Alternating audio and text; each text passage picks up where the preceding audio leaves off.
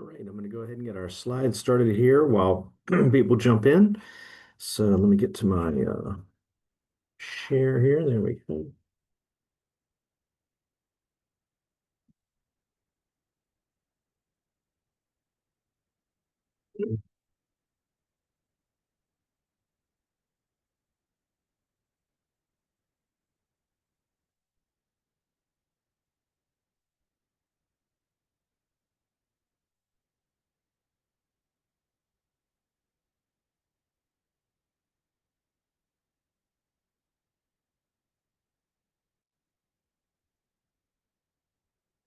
Right, share the proper screen. We'll get started.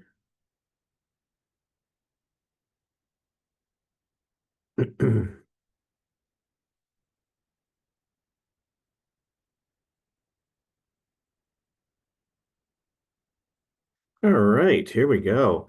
So we're on to Unit 3. Unit 3 is going to address internal resources. We'll give a little bit of a positioning here. Let me see, get our right screen going here. There we go. A little recap from last week. We covered Porter's five forces, and that was part of the discussion question. And I got some good responses from all that, and I really appreciate that you showed how to use some of those five forces, what those meant. Some folks had some really good comments about how the buyers have influence in the mid-range airline, and buyers do have a lot of choices. And I think we got a little confused between the buyers having the choice to shop pricing online, like through Kayak and through other services, but then that gives the buyers some power, but it doesn't give them the power to set prices. So while we see that price competitiveness in the mid-range airline, what that really is showing is that there's incredible competitive rivalry. So the answer that I was mostly looking for was that competitive rivalry was the strongest force in the mid-range airline industry. But I took a lot of different perspectives on it. But I think what's really driving that is the intense competition level between those airlines we showed. So that still sometimes shows itself as pricing wars, which is what a lot of people had commented on. So I said some really good responses on that. Hope you had the chance to look around at some of the other responses that your classmates made, because it even opened my thinking some. I had a pretty good handle on it as I came into it, but then after reading so many responses, like, oh, there's some really good points came out. But let's move on to the new stuff. This is kind of where we are. Unit 3 is internal resources. So the prior unit was external. That was Porter's five forces and a few other tools. Now we're going to look internally and try to focus mostly on inside our four walls.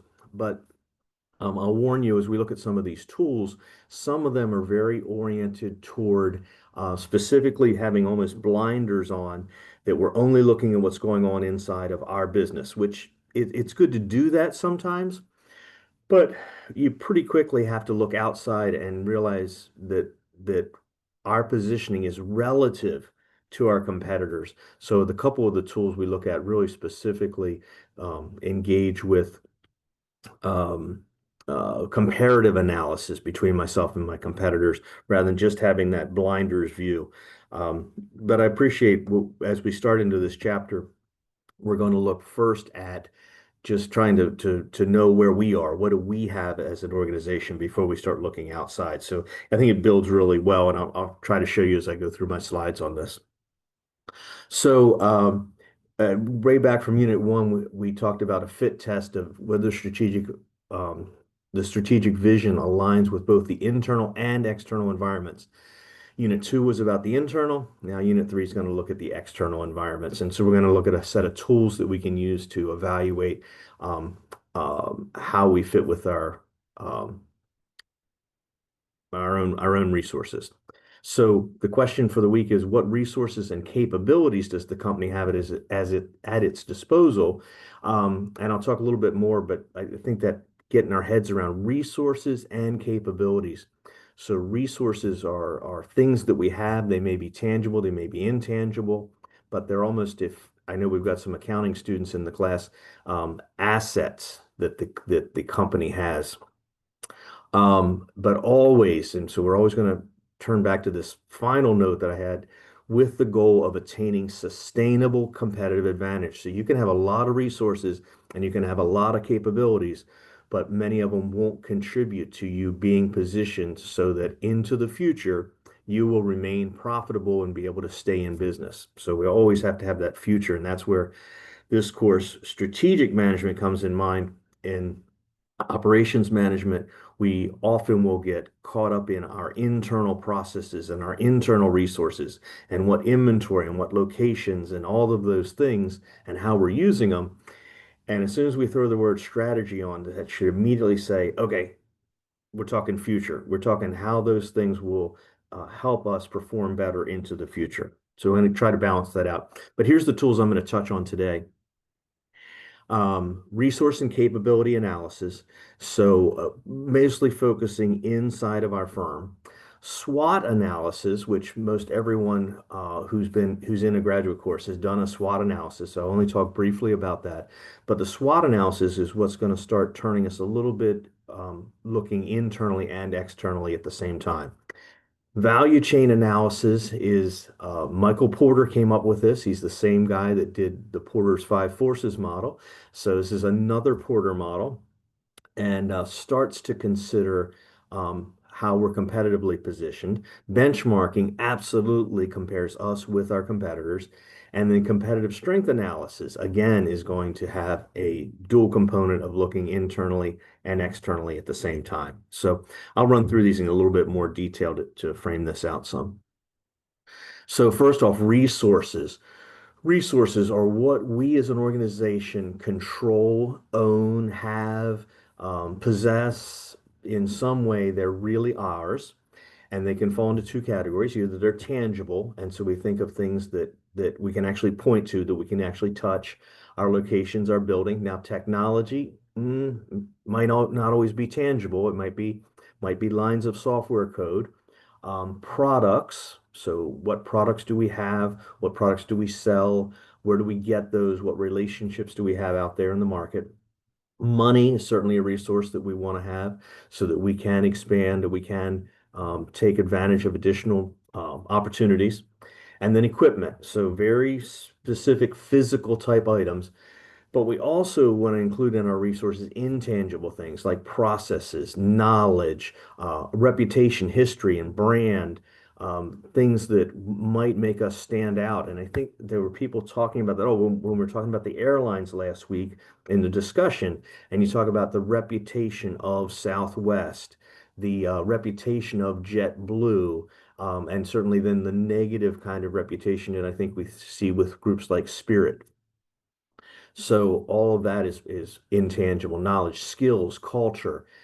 Together, these things really define who we are. And if you think, just try to picture different organizations. If you think of a place like, and I'll go with Chipotle around the corner here. And so Chipotle has buildings, obviously, locations. They have equipment in those locations. They have people. So we could put that probably in the tangible as well. They have a product that they sell.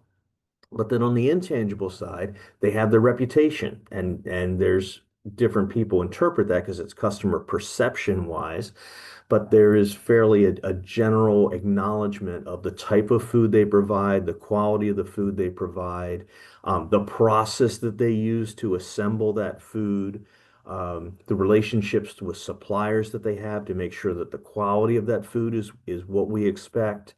So think about some of that, and then maybe kind of turn the model a little bit, and let's look at somebody in the same market space, which may be Taco Bell. And Taco Bell has very distinct looking locations that are different from Chipotle. They have a very different process, right? If you haven't been in a Taco Bell, it's much more like a McDonald's type situation that somewhere in the back, they're assembling your burrito, they're assembling your tacos. Whereas at Chipotle, they're doing it all out in front of you. There's clearly cooking going on in the store at Chipotle. Whereas Taco Bell, I'm not sure where they're making their products that are going to go into the finished good. So sometimes in your mind it's good to picture two different organizations and run through these models and see if you can pick that up. I think there's also when you look at a Taco Bell versus a Chipotle, the culture of the organization, how you see the employees interact is very different when I go into a Taco Bell as when I go into a Chipotle. So a lot of differences there, and that's kind of a way to approach this. So potentially we should be able to list these out for a company that we're evaluating ourselves potentially. All right, now let's take a little bit of a turn here. Resource-based view of the firm. This is where someone, and the guy's name was Werner, and there's another fellow named Jay Barney, and they really got into this resources. And so to frame this up, it's mentioned just barely in the text, but let me give you the backstory of it. Resource-based view of the firm. Um, Over the last 40 years, researchers like myself have been looking at different companies and we look at an industry and we immediately say, well, this company is more successful than that company and then that company. And so we compare them, and it might be based on their return on investment, their stock, excuse me, their stock value growth, their capital, excuse me, I'll grab a drink here, their market share percentage. But for some reason, we identified this company as being outperforming the other companies. And so as researchers, we've asked the question, well, why? Why is that company doing better? Why Stanley Black& and Decker with their DeWalt tool line? Why Ford with their F-150 pickups? Why Apple with their iPhone products? What makes them outperform the others? And so Werner and Barney said, it's because those firms have resources that other competitors in the industry don't have. And so they do better because of these resources. So their view of the firm is a firm is successful and has sustainable competitive advantage because they have better resources.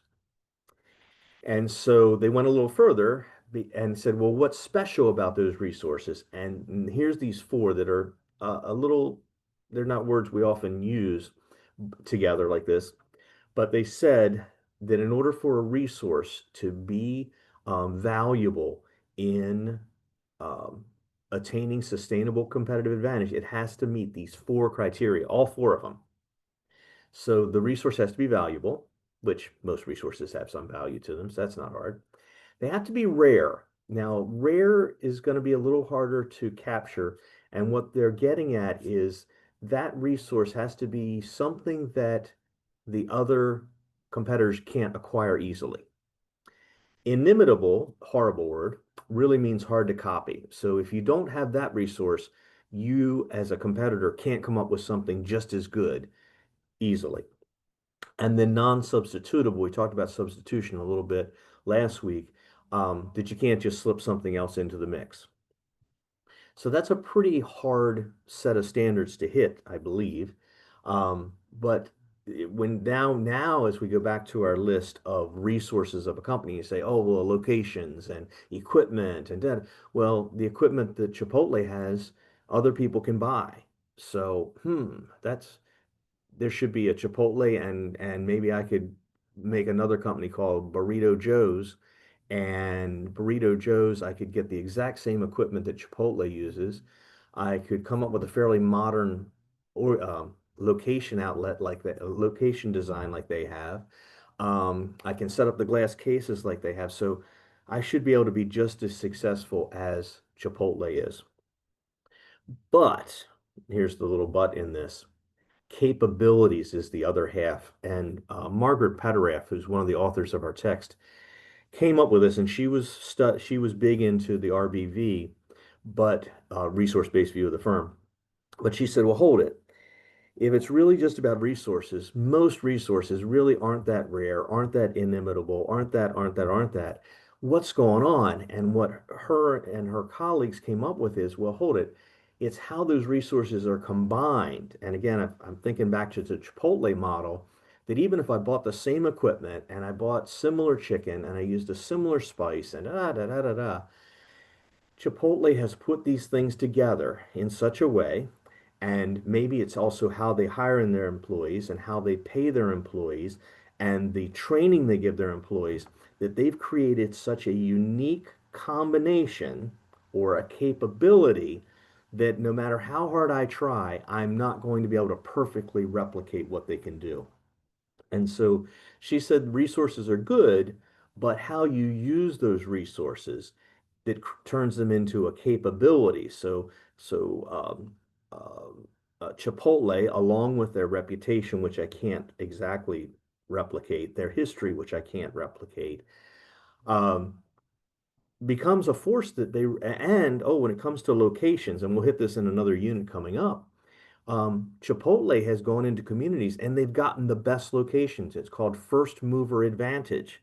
And so they have a strategic benefit because they have the best site in each shopping center or in each town. So even if I open in that town, I'm not going to get as good a location as they have. So there's just a lot of tangled going on with resources and capabilities such that these companies really can set themselves up that they will have long-term strategic profitability that a competitor can't come in and quickly replicate.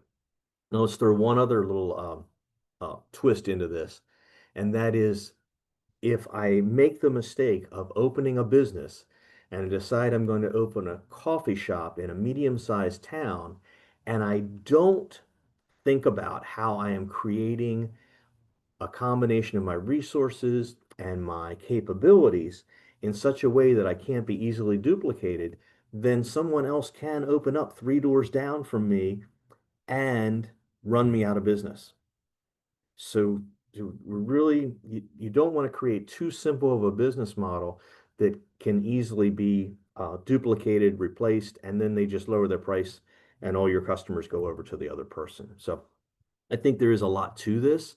I believe the resource-based view and the capabilities perspective have a lot to say. And I believe when you think about companies that are successful in the Apples and Southwest and IBM, and you go through those, I think you can see some pieces of how they've used their resources and their capabilities to really position themselves that they're going to be pretty hard to beat in the long run. Now we've seen them overthrown in the past, but still, if they keep up with it, it's a pretty good shot. So I'm trying to keep an eye on the chat and also on the hand raising and things. So if you come up with something you want to jump in and stop and ask a question, please don't hesitate. I'll try to cover those as I go. I don't want to just pound through this, but I'm recording it so that also if anybody wants to run through it and get kind of my perspective on these tools, they can, but feel free to stop me on the way. SWOT analysis is pretty typical: strengths, weaknesses, opportunities, and threats. It's become so passe, so common that we often overlook it, but it's something we always should take a little bit of time to do. So I'm right in the process of, I warned you that I'm writing this strategic plan for the College of Business and Public Management. It's going to be a 5-year plan for us. And it's tempting to just skip over strengths, weaknesses, opportunities, and threats and just move on to the other more interesting stuff. But I'm going to take a little bit of time and revisit this for internally here as I'm putting this together because it's an important part of our strategic plan to know where things are. And we did this 5 years ago, and I'm sure some of these have actually changed. We've developed some new strengths. We may have emerged with some new weaknesses. Um, there's certainly new opportunities and threats on the horizon. So it's worth the exercise. I would also say that an effective SWOT analysis is done using bullets. And I didn't do it. I should have filled some in for this based on the College of Business and Public Management, but I could see some strengths like reputation in the region for good value, reputation for social mobility. That would be strengths of the college. Um, broad offerings of programs, programs at the graduate and undergraduate level are available. Online programs are available. So those are some of our strengths. We also, I believe, have a really good faculty, a very highly qualified faculty. We have good reputation in the research and scholarship world. So a lot of strengths, a little too many to probably even list in this small amount of space, but probably our top 10 to 15. Weaknesses are where again, I'm thinking bullets where, very few new programs have been introduced in recent years. Um, uh, what's other weaknesses? Oh, turnover of the faculty can be a problem where faculty are only staying for a couple of years and moving on to other universities, and so we're rehiring all the time. Also will add that these top strengths and weaknesses are really a look at our internal situation. So a little bit almost a resources and capabilities type of perspective as opposed to opportunities and threats. That's where we're really going to look externally. Opportunities, that's changed a little bit. There are a lot of people out there in our regions that have taken some college classes, but they never finished their degree. So they might be 30, 35, 40 years old and really want to finish up their degree. And we don't have a good access point for them to come back and do that in a reasonable fashion. So that's an opportunity for us.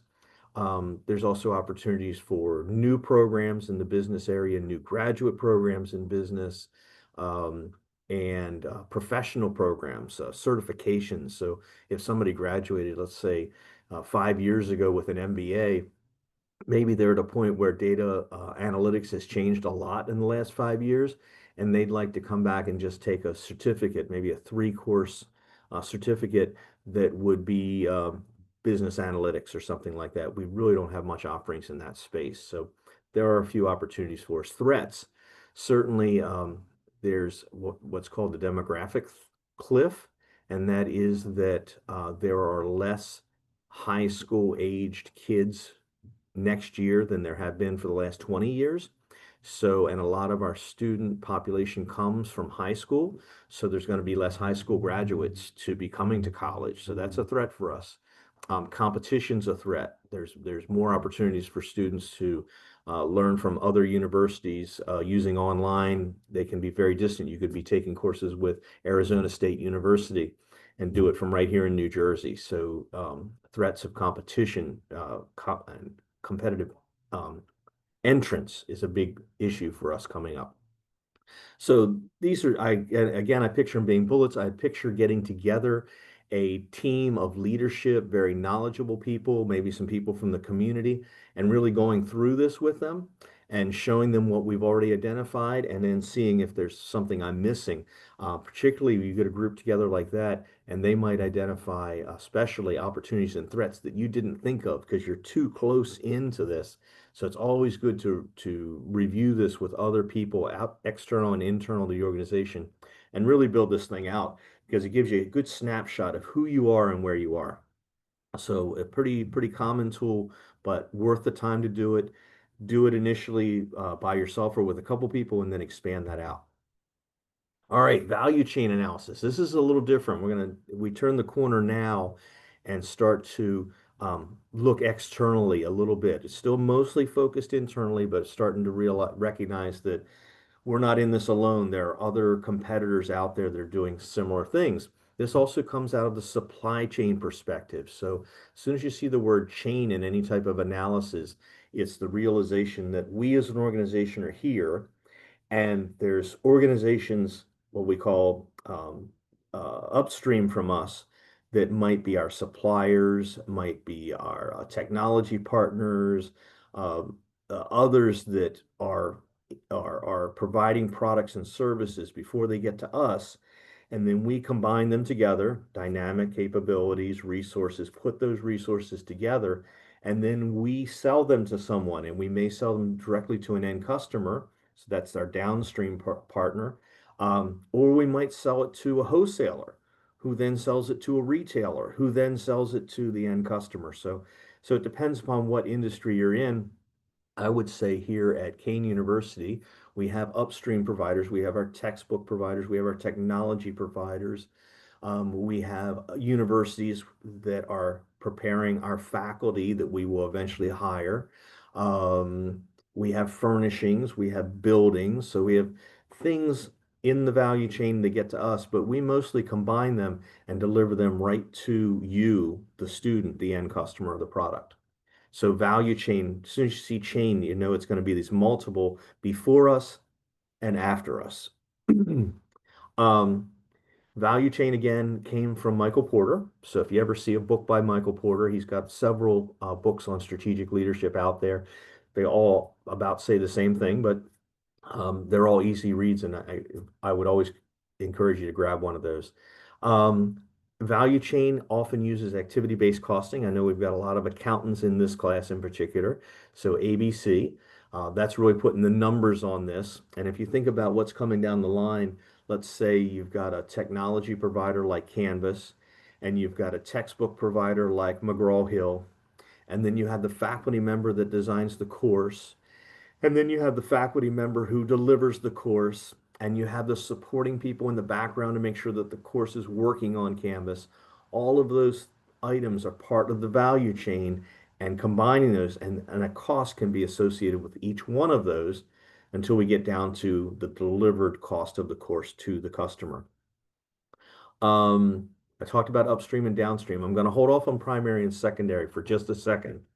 Um, but here's kind of the picture of this, and this is right out of the textbook. So again, this is that flow. The on the far left, activities, costs, and margin of suppliers. So the suppliers providing things in, and then there in the middle, I'm doing the work, and then I'm delivering it to the customer on the right. So it's kind of the flow of this thing. And what I'm going to get to this next page, this really puts it together, because Porter's real message with this is you need to, as an organization, know what your value chain is. So those primary activities are what are directly, and remember that term, directly contributing to what your customer receives. And so in the example I gave, talk about this course, we need Canvas, we need the text information. We need the any of the other materials the designer brought into the course and put it all together. And those are direct materials. Those are things we have to have. And that's something that when the customer receives this, you attend the course, you experience and you actually can see those parts come together. Support activities are what's going on in the background. So where's the server that this is running on? That's a support activity. Where's the person that makes sure the server's running? Oh, that's a support activity. Where's the person in HR who makes sure that the faculty gets hired and paid? Oh, that's a support activity. Who made sure that that we have an agreement and a license with the textbook provider? Oh, that's purchasing. That's a support activity. So it's good to split those out and realize that we can't do this without our support activities, but they're not direct contributors. And here's where the rubber really hits the road. The other half of this from Porter is you need to do this for yourself, but you also need to do the same analysis for your number one competitor and your number two competitor. So how are they delivering? How is Rutgers delivering online courses? How is Montclair delivering online courses? Map that out. Are they outsourcing their online courses? I've worked with some universities that literally you sign up the course and somebody in Canada um, delivers the course for you, and then you sign up for another course and you get a course from Korea. And so the university doesn't design, build, run any of its own courses. That gives them a completely different cost structure, activity-based costing. And so they may be able to offer that course at a much lower cost. But then you can then as the primary company, I consider, well, hold it, is it worth it? I'm putting all these resources into building these courses and delivering them. Is the quality so much better than if I just outsourced it? Now, challenge yourself to think now about these support activities. How easy would it be to outsource the running of our server, outsource the HR functions, outsource the purchasing functions? And this is where Michael Porter, and actually he says this in his book where he discusses this. He says, when you look at your support activities and costs, you should always be questioning, can I just outsource this and save money? and get the same result because the primary activities are is driving the customer experience. The support activities are really kind of in the background. And if I can get them in a much cheaper way by outsourcing, I should absolutely be outsourcing them. And he came out with this in I think the 90s, and that's where we saw extreme outsourcing in the industry, particularly when it came to HR, purchasing, and IT support. So people take Michael Porter very seriously. From our standpoint, I think the takeaway should be we realize that we're combining resources, we're getting them externally, we're combining them internally, and we're delivering to the customer. And we accumulate costs as we do each of those things. And he's challenging us, are those costs worth the value that we get out of them? And then when it comes to support activities, he would say, absolutely, you got to question whether you're not outsourcing all of these. So a little different model, but it starts to really consider the external by comparing the value chain of company A to company B to company C. Shoo, sorry, that was a lot. This is another interesting one. I really like this model. This one's both of these models, the value chain analysis takes a lot of work because you got to do a lot of research to figure out what your costs are and then estimate what your competitors' costs are. Similarly, with competitive strength analysis, I think this is a really great tool. It's easy to set up in Excel, it works. This is also what you're going to use for one of the activities. I believe it's the discussion question activity this week. Um, a similar model of this. So I have worked with this before, but the way this comes together is an analyst or a strategic analyst or a leader such as myself needs to put together these key success factors down the left-hand side of your screen. So for our industry, what are the most important things? So product quality, reputation, the manufacturing capabilities of the company, the financial resources, and you really list out those really top 10 things that drive success in your industry. So you need to know your industry. You can't just go out and randomly pick someone. You need to know what's going on in your industry and what drives success in that industry. So you list those out. This is a group activity. This is something where you would bring your senior leadership team together for it. You would have your CFO there because somebody needs to know what's going on with the numbers. You'd have your operational leads there.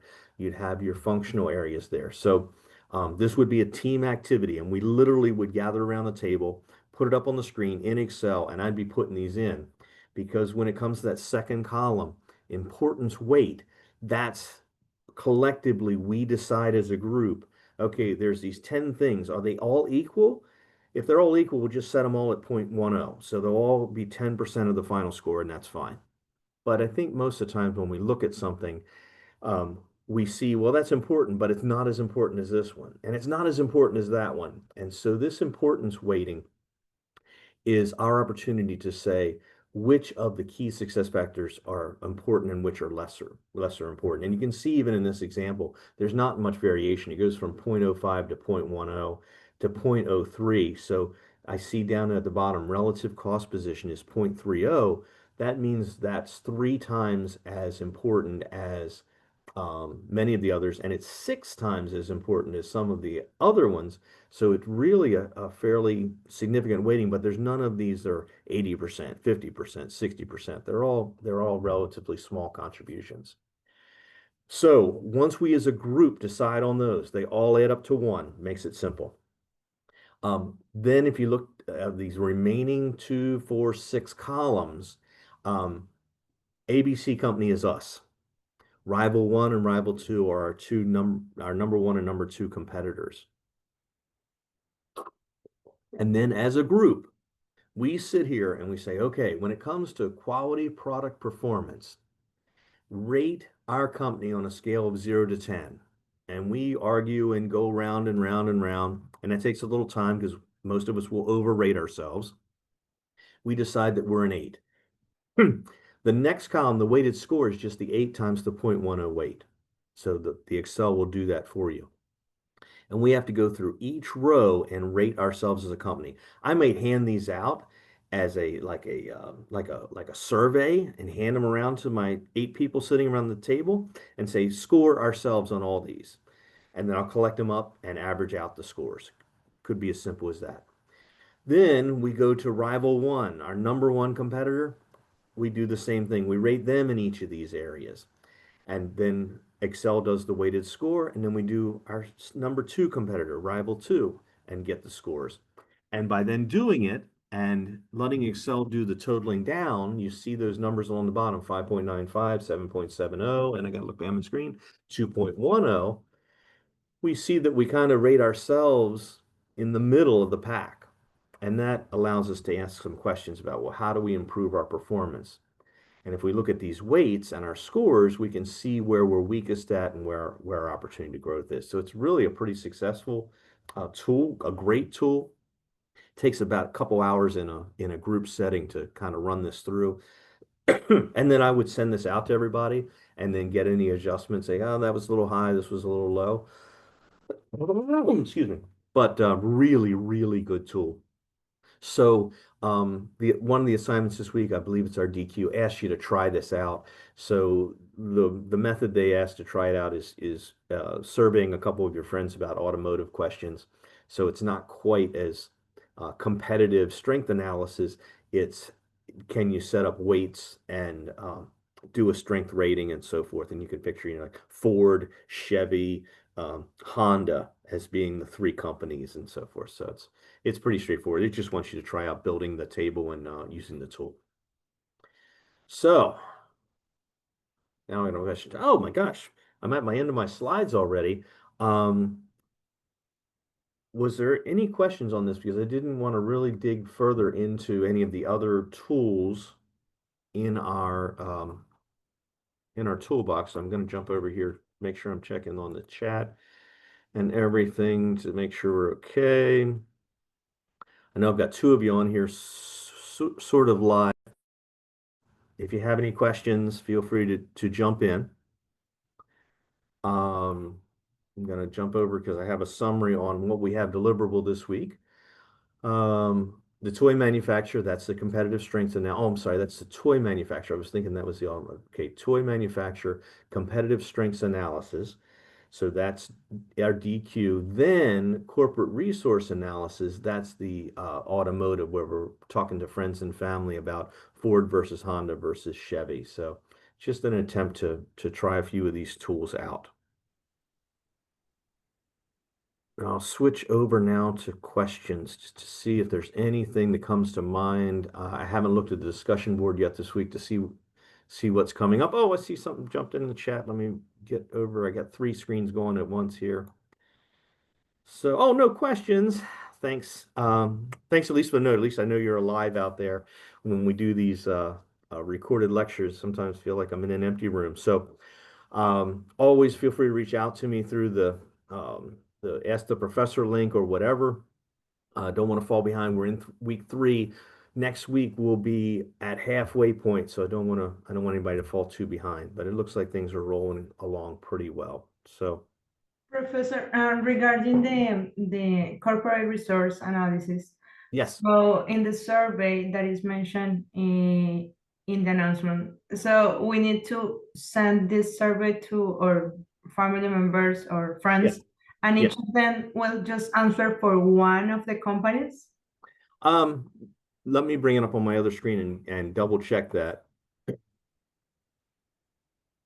Because I could see it going either way. So let me stop sharing the screen a minute. Get caught up on my technology.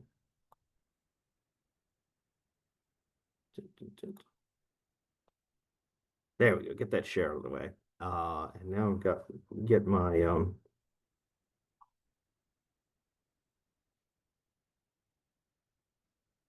too many screens. There we go. All right. I got the course open over here, so I just want to read that. I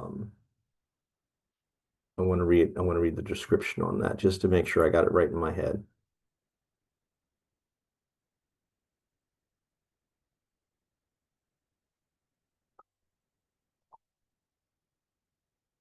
All right.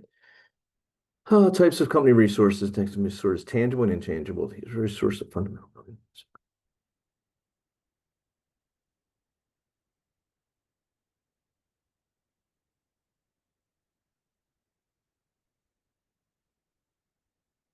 Okay, yes. Yes, each person should answer for one of those brands. So, Okay. and if you've got two people that are Ford, that's great. Just average their scores together. But again, I'm picturing this as um, being, and it says identified by you. I picture you, those 10 items we had listed in the example that I showed Mhm. on the screen. You pick, comfort, gas mileage, repairability, whatever you think the 10 most important factors are when people decide of which cars, what they purchase. And then you go ahead and set the weights if you think some are more important than others, and then don't give them the weights, just have them on a scale of 1 to 10 rate your Ford on these 10 items. Okay. Good. It It's should be interesting. possible. Sorry. It's possible to use another automobile manufacturer Oh, instead of absolutely. yours. Yeah. Absolutely. Okay. Any Great. whichever ones, fit your if you're hanging in the right sources and it's Porsche and Lamborghini, I think that's awesome. But no, you'd pick any, but the idea is just to have four or five, and it's just to get a feel for building out that tool. And I really would suggest, I'll put a note out on the announcements. I really think it's a good one just in your finished product, is to set up an Excel type table and put it all in there, and then just paste that into your finished document. And then you can just discuss those results. I picked these 10 items. I rated this one higher because of this and this one lower, and so forth, and then discuss your results. But it'd be great to see both the table itself, and I think I'm just an Excel person, so I always picture myself in cells and rows and columns.